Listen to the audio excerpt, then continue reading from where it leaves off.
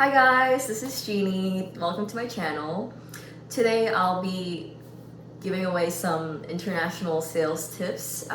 For my beauty company, I work a lot with European customers and also customers in South America and Latin America in general.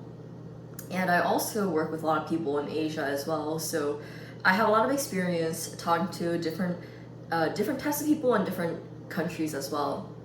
And as the world becomes more global and global, I'm sure at one point in your career, you'll have to, talk to someone who is from a completely different nationality as you, and who's kind of grown up in a very different background. What I'll do is I've memorized a couple of lines in French, Spanish, Arabic, and a couple of those big major languages, and I'll address my customers when I first meet them with some of the phrases that I memorized beforehand. For example, for my French customers, and full disclosure, I don't speak French at all. These are the only French words that I know. Bonjour André, enchanté. Est-ce que vous êtes américain? Est-ce que vous êtes français? Oh, je ne comprends pas le français. Américain. Basically, what I just said was, "Hey Andre, nice to meet you. Are you French?"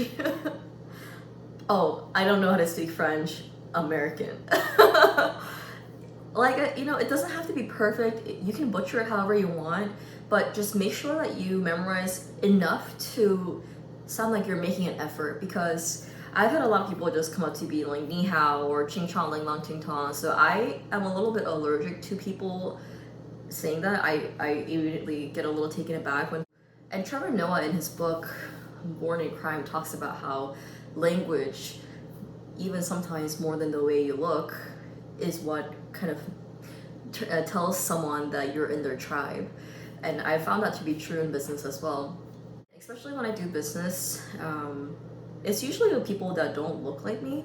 Like, I don't really do business a lot with other Asian women, or even other women. It's mostly, older white men or just like older men in general. So when I do business, like, I have to immediately bridge the gap that they feel is like between us, right? Because they look at me and they're like, well, you're nothing like me, what do we have in common? So I have to work a little bit harder to bridge that gap. So language is quite powerful, and you don't have to be fluent in like 5 different languages in order for you to be able to borrow the power of this language. Like Spanish, you can always say, Buenos tardes, Oscar, encantado. Me llamo Jeannie, pero mi nombre español es Carmen. Es una broma. So I did take Spanish like in high school and stuff, so my Spanish is a little bit more fluent, so I can get more creative with that, but that's the extent of what I'll say.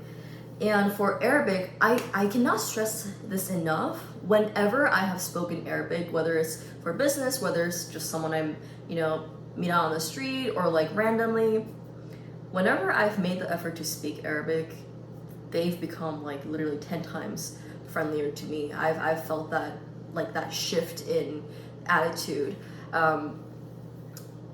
I think this is because people who speak Arabic are perhaps still considered a little foreign, at least in the States, and I'm sure like as they go through their lives, like when they speak Arabic, it's like, I'm sure they get like looks and stuff. So, and I've gotten looks for speaking my own language as well, so I totally understand.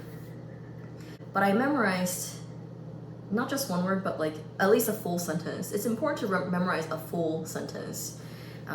So for Arabic, I'll go Tashrafna, Ana ismi Jeannie Kim, fi Korea, Usrati fi Korea. Basically, what I said was, nice to meet you. My name is Jeannie Kim from South Korea. My family is in Korea. Like, I'm not saying anything super complicated here. Like I said, just make it simple. But once you make that first effort, the relationship then begins to open up, because people now know that, hey, this girl, we're not so different after all. She speaks my language. She gets me. My Italian customers, they also talk about how people only ever talk about meatballs and spaghetti or something like that. So that's like going up to a Mexican person and being like, "Hola burrito." It's just, or like coming up to me and saying like "Annyeong kimchi," like "Hey kimchi" or something. It's just like,